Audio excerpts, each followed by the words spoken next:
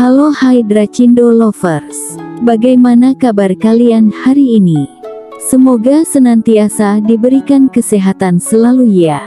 By the way, setelah beberapa hari ini Mimin kasih video ringkasan drama Love Like the Galaxy.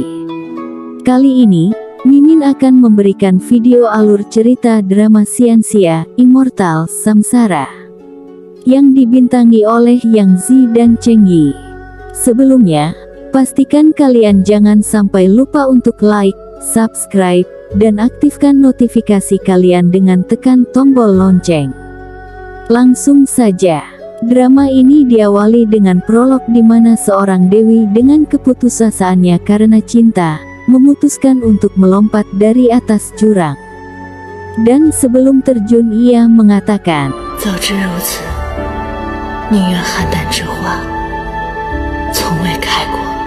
lalu alur cerita berubah ke 500 tahun yang lalu, di mana para suku surgawi serta iblis sekalipun sedang berkumpul untuk melihat keturunan terakhir suku teratai berdaun 4 lahir. Namun, tiba-tiba suku iblis yakni tetua Shaohua datang dan membuat onar dengan alibi, ingin membawa bunga teratai berdaun 4 ini sebagai hadiah ulang tahun. Seketika itu membuat para suku surgawi terkejut, dan langsung dibantah oleh Jenderal Utama, Huo De. Terjadilah adu mulut antara tetua Shaohua dan Jenderal Utama Huo De, hingga akhirnya menyebabkan perkelahian antara suku surgawi dan suku iblis. Saat keadaan sudah hampir kacau, tiba-tiba dengan wibawanya, Ying Yuan Dijun datang dan menghalangi perbuatan lancang tetua Shaohua. Hingga beberapa anggota suku iblis ia musnahkan. Setelah selesai menghentikan aksi lancang tetua Shaohua, akhirnya sepasang keturunan suku teratai berdaun 4 itu lahir. Namun dengan teganya tetua Shaohua ingin mencelakai kedua keturunan tersebut, sehingga akhirnya mengenai si kakak. Untung saja langsung dihalangi oleh Ying Yuan Dijun. Atas izin kaisar, akhirnya kedua kakak beradik suku teratai berdaun 4 itu ia berikan nama.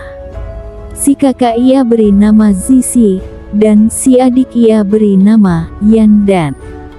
Setelah semua baik-baik saja, cerita berlanjut ke 500 tahun mendatang, di mana kedua kakak beradik itu kini telah tumbuh dewasa dan cantik-cantik. Yan Dan, si adik, tumbuh menjadi dewi rendahan yang tak begitu memikirkan rumitnya sihir di dunia surgawi. Hidup bebas dan hobi menulis. Sedangkan si kakak tumbuh menjadi dewi yang mahir dan sudah menjadi wakil paviliun sihir di usianya yang masih muda. Namun mereka tetap hidup rukun. Zizi menyayangkan tindakan Yan Dan, yang tidak mau mengikuti ujian sihir. Padahal dia tahu bahwa adiknya itu merupakan dewi yang cerdas. Setelah mengobrol sebentar, Zizi harus buru-buru untuk mempersiapkan acara penjemputan bintang. Yan Dan sangat penasaran tentang acara itu, namun, dewi kelas rendah seperti dia takkan bisa mengikuti acara tersebut. Maka dari itu, dia coba melihat acara itu lewat barang langka milik Luming, suku duyung yang mengabdi di suku surgawi, sekaligus merupakan teman baik Yan Dan. Sedangkan di tempat acara penjemputan bintang, Zizi ditugaskan oleh ketua paviliun, yakni Dewi Ying Deng di area terjauh dari pandangan Sang Dijun. Zizi yang jenuh akhirnya melihat sisa-sisa bintang yang berjatuhan, dan memasukkannya ke dalam botol untuk diberikan kepada Yan Dan, sang adik. Namun tindakan itu diketahui oleh ketua paviliun, Dewi Ying Deng. Dan seketika Dewi Ying Deng langsung menyindir tajam. Tak terima Dewi Ying Deng mengatai adiknya, Yan Dan. Akhirnya Zizi terlibat adu mulut dengan Ying Deng, hingga akhirnya menyuruh Zizi untuk membuang sisa-sisa bintang dalam botol tersebut. Namun Zizi enggan melakukan apa yang diperintahkan oleh Dewi Ying Deng, hingga pada akhirnya Ying Yuan Dijun datang dan melerai mereka berdua. Di mana Dijun mengizinkan Zizi untuk mengambil sisa-sisa bintang tersebut. Sikap lembut Ying Yuan Dijun takutnya bisa disalahartikan oleh Zizi. Melihat Zizi begitu bahagia ketika Dijun membelanya. Setelah acara selesai, Zizi langsung menghampiri Yan Dan, yang sedang melamun memikirkan nasibnya yang hanya menjadi dewi kelas rendah saja. Namun lamunan Yan Dan buyar ketika Zizi datang memberikan hadiah sisa-sisa bintang itu untuk Yan Dan. Kedua kakak beradik itu saling support, terutama Yan Dan, yang akan selalu mendukung Zizi menjadi dewi tingkat atas nanti. Keesokan paginya, saat Yan Dan akan membersihkan area tebing Xuanxin, ia melihat siapa pelaku yang selama ini telah membalikkan kura-kura tebing Xuanxin. Itulah pertama kalinya Yan Dan bertemu kembali dengan Ying Yuan Dijun setelah 500 tahun yang lalu. Namun, ternyata telah melupakan wajah sang Ying Yuan Dijun. Dan dengan beraninya ia ngata-ngatai sang Dijun. Saat Yan Dan ingin menangkap Dijun, ternyata Dijun malah lebih dulu menghilang.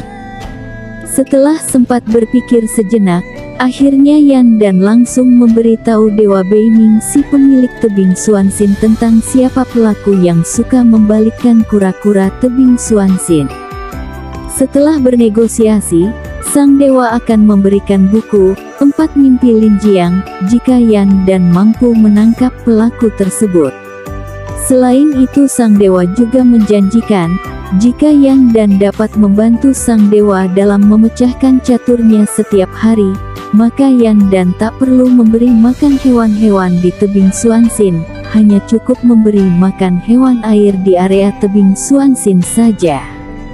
Dari kejauhan, sang Dijun sedang memperhatikan mereka, dan sangat menyayangkan dewi cerdas seperti Yan Dan tak mempunyai guru, dan hanya menjadi dewi rendahan di area tebing Xuanxin saja. Keesokan paginya, Yan Dan mencoba menjebak si pelaku itu, namun ternyata usahanya gagal dan malah dia yang kena getahnya. Lalu setelahnya, ia mampir ke kediaman Dewa Beiming, dan melihat sepasang naga yang berada di kediaman tersebut. Saat Yan Dan ingin memegangnya, ternyata naga itu malah menggigitnya, dan tanpa sengaja Yan Dan melemparkan naga itu ke kolam ikan milik Dewa Beiming. Seketika mereka panik dan langsung mencari naga itu. Untung saja naga itu ditemukan. Namun salah satu ikan di kolam tersebut diam saja. Mungkin terluka karena tertimpa oleh naga tersebut. Untung seluruh tubuh Yan Dan memiliki fungsi obat, sehingga ia dengan mudah bisa mengobati ikan tersebut. Dan akhirnya kembali hidup lagi. Setelah beberapa saat, Yan Dan dan sang kakak Zizi sedang berjalan-jalan di pesekitaran aula sihir. Saat mereka sedang mengobrol, tak sengaja Zizi menjatuhkan sabuk kebanggaan milik Ying Yuan Dijun. Karena ketakutan, akhirnya Yan Dan yang mengaku bahwa telah menjatuhkan sabuk tersebut. Sehingga akhirnya dibawa ke kediaman Ying Yuan Dijun. Di tempat lain, suku surgawi tengah berperang dengan suku iblis, karena suku iblis ketahuan mencuri benda langka milik suku surgawi. Dan Ying Yuan Dijun berhasil mencegat Zhang Yi, salah satu suku iblis yang membawa benda tersebut. Juga merupakan kekasih mantan ketua pavilion. Zhang Yi mengetahui bahwa Ying Yuan Dijun merupakan keturunan suku Shubra, sehingga membuat Dijun akhirnya memusnahkan Zhang Yi dan kawan-kawannya. Ya, Ying Yuan Dijun merupakan keturunan suku Shura. Lebih tepatnya sang ayah merupakan suku Shura, sedangkan ibunya adalah Dewi Surgawi. Namun tak ada yang mengetahui kejadian ini selain dia dan Kaisar. Dan rahasia besar ini disimpan rapat-rapat oleh mereka. Setelahnya mereka datang ke altar penghukuman, di mana mantan ketua pavilion yang sedang dihukum karena terjerat akan cinta. Menurut aturan langit, dewa dan dewi di suku surgawi dilarang untuk menjalin kisah asmara. Jika seorang dewa dewi saja akan dihukum dengan pemusnahan, bagaimana dengan seorang Dijun? Itu akan menjadi bencana terbesar bagi alam semesta. Sedang di kediaman Dijun, seketika Yan dan kaget bukan kepalang, karena ternyata Sang Dijun adalah pelaku yang membalikkan kura-kura tebing Xuanxin selama ini. Untung saja Sang Dijun memaafkannya, namun ia meminta Yan dan untuk menjahit sabuknya, dan juga bekerja di pesekitaran kediamannya. Keesokan harinya akhirnya Yan dan berpindah dari area tebing Xuanxin ke kediaman milik Ying Yuan Dijun. Saat Yan dan sedang memecahkan catur milik Dewa Beiming, tiba-tiba Dijun datang.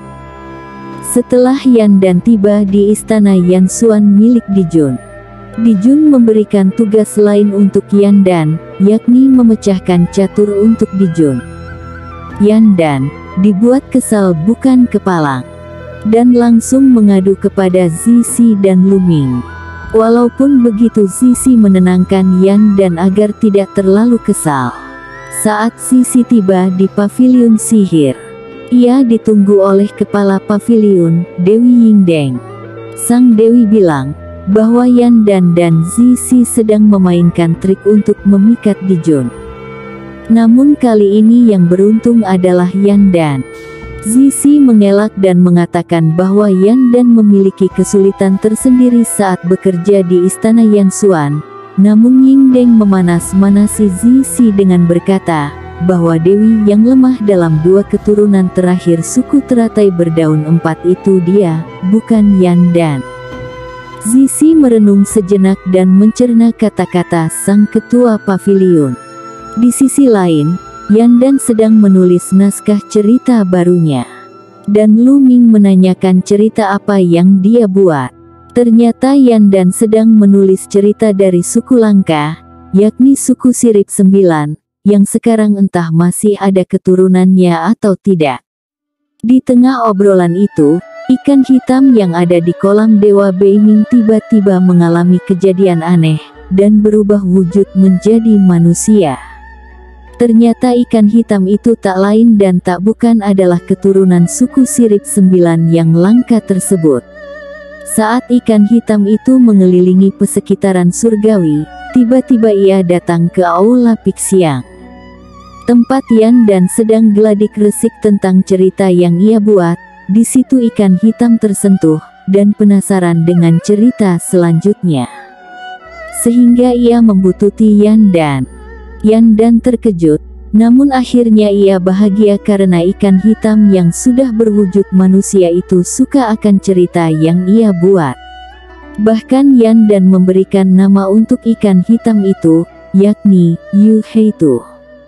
Namun ikan hitam itu tidak menyukainya, dan memberikan ide agar namanya Yumo saja.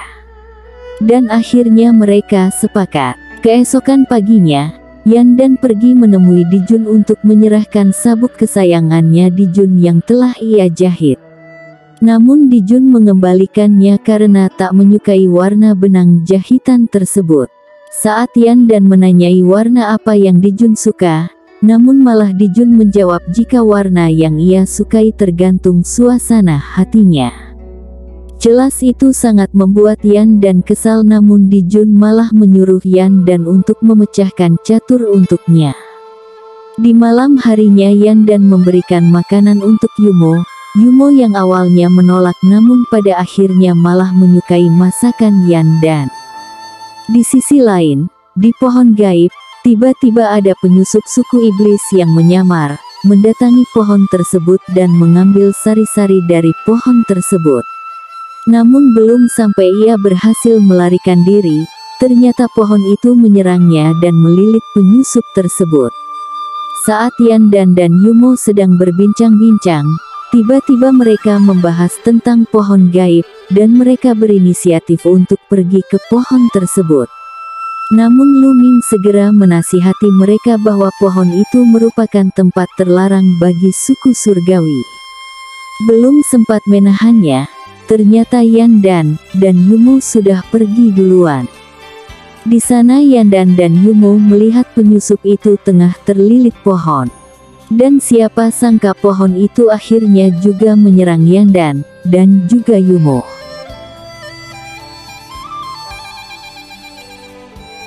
Oke guys, itulah alur cerita drama Xianxia, Immortal Samsara, episode 1-2.